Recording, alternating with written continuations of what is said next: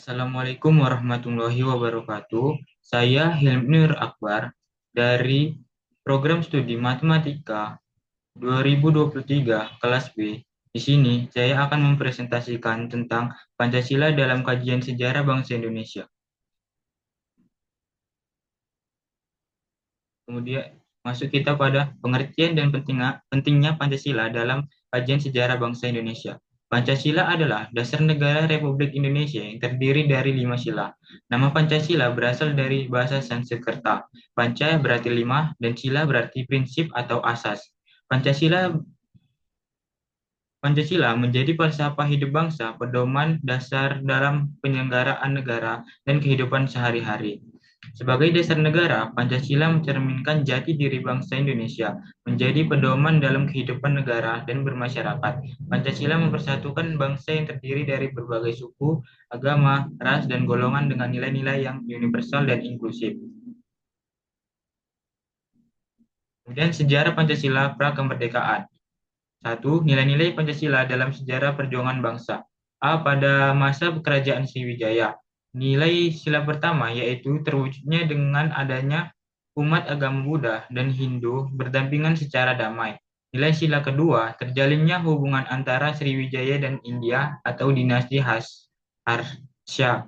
Nilai persatuan Indonesia. Sriwijaya menerapkan konsep negara kepulauan sesuai dengan konsepsi Nusantara. Nilai kerakyatan. Sriwijaya telah memiliki kedaulatan yang sangat luas. Kemudian, nilai keadilan sosial. Sriwijaya menjadi pusat pelayanan dan perdagangan. Kemudian yang B, masa kerajaan Majapahit. Nilai sila pertama, Hindu dan Buddha hidup berdampingan dengan secara damai. Pada kerajaan Majapahit, sila kedua yaitu hubungan baik Raja Hayam Wuruk dengan kerajaan lainnya. Nilai sila ketiga, keutuhan kerajaan, khususnya Sumpah Palapa yang diucapkan Gajah Mada. Nilai sila keempat, musyawarah dan mufakat pada sistem pemerintahan kerajaan Majapahit. Nilai sila kelima, wujud dan berdirinya kerajaan beberapa abad. Kemudian yang kedua, perjuangan bangsa Indonesia melawan penjajah. Kekayaan hasil bumi Indonesia menyebabkan bangsa asing untuk masuk ke Indonesia. Masuknya bangsa asing ini dipengaruhi oleh keruntuhan Majapahit sebagai akibat dan perselisihan dan perang saudara yang berarti nilai-nilai nasionalisme sudah ditinggalkan. Pada hakikatnya, perlawanan terhadap Belanda terjadi hampir setiap daerah di Indonesia. Akan tetapi, perlawanan secara fisik terjadi secara sendiri-sendiri. Tidak adanya koordinasi pada perlawanan mengakibatkan ketidakberhasilan bangsa Indonesia dalam mengusir penjajah. Perjuangan sebelum abad ke-20 pada permulaan abad ke-19 dalam memperkuat kolonialisme, penjajah Belanda mengubah sistem semula berbentuk persoalan dagang partikulier yang bernama POC berganti dengan Badan Pemerintahan Resemi yaitu Pemerintahan Hindia Belanda. Yang ketiga, kebangkitan nasional. Perjuangan permulaan abad 20, bangsa Indonesia mengubah metode dalam melakukan perlawanan terhadap penjajahan Belanda. Usaha yang dilakukan adalah mendirikan berbagai macam organisasi politik, disampingi organisasi yang bergerak dalam bidang pendidikan dan sosial. 4. Sumpah Pemuda 1928. Pada tanggal 28 Oktober 1928, pemuda-pemuda Indonesia dipelopori oleh Muhammad Yamin Kuncono, Purba Pronoto, dan lain-lain mengumandangkan Sumpah Pemuda yang berisi satu, kami putra dan putri Indonesia mengaku bertumpah darah yang satu, tanah Indonesia. Kami putra dan putri Indonesia mengaku berbangsa yang satu, bangsa Indonesia. Kami putra dan putri Indonesia menjunjung bahasa persatuan, bahasa Indonesia. Kemudian yang kelima, perjuangan bangsa Indonesia zaman penjajahan Jepang. Pada 7 Desember 1941, Jepang membom Pearl Harbor, memulai Perang Pasifik dan menduduki wilayah sekutu. Kemudian pada 18 Maret 1942, Jepang memasuki Indonesia mengusir Belanda.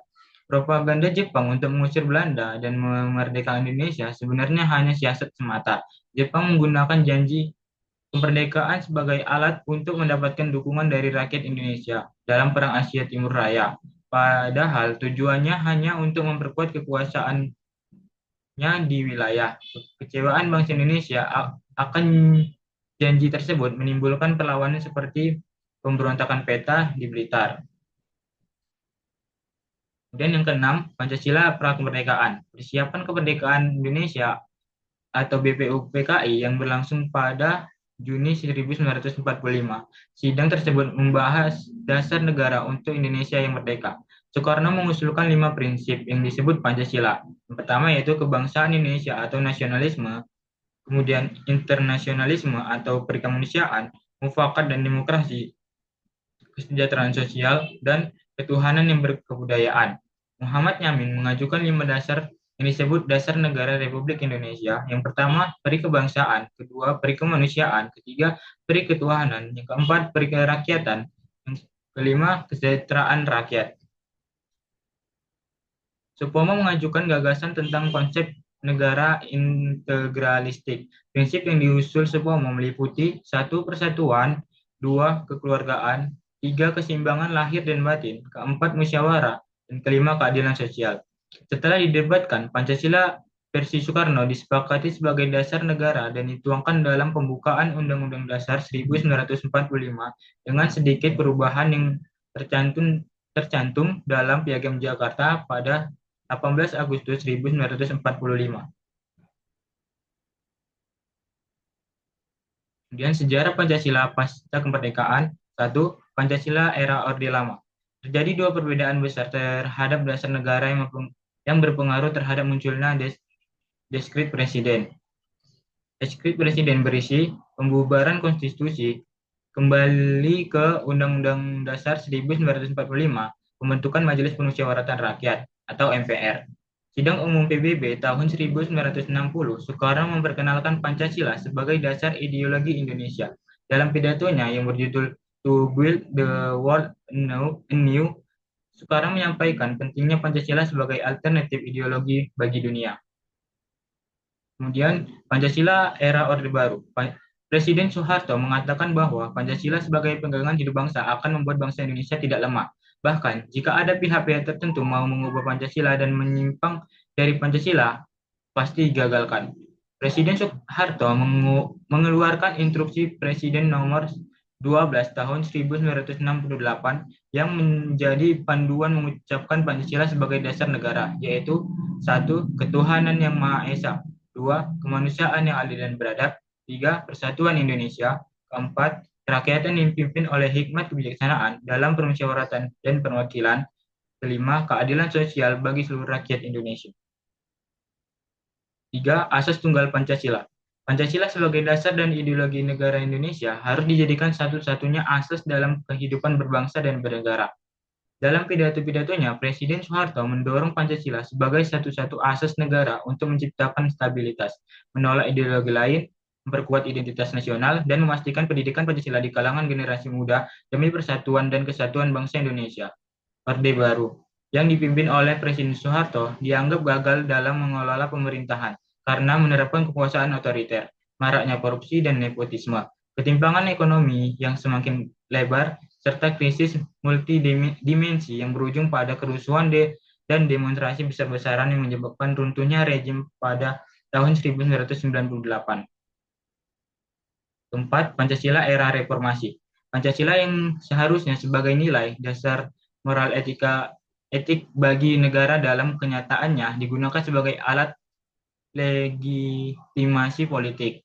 Maka timbullah tindakan reformasi di segala bidang politik, ekonomi, dan hukum. Pokok-pokok reformasi mencakup menjaga dan memelihara hal-hal baik dari masa lalu, memperbaiki kekurangan, dan terus melakukan pembaharuan untuk menghadapi tantangan era globalisasi.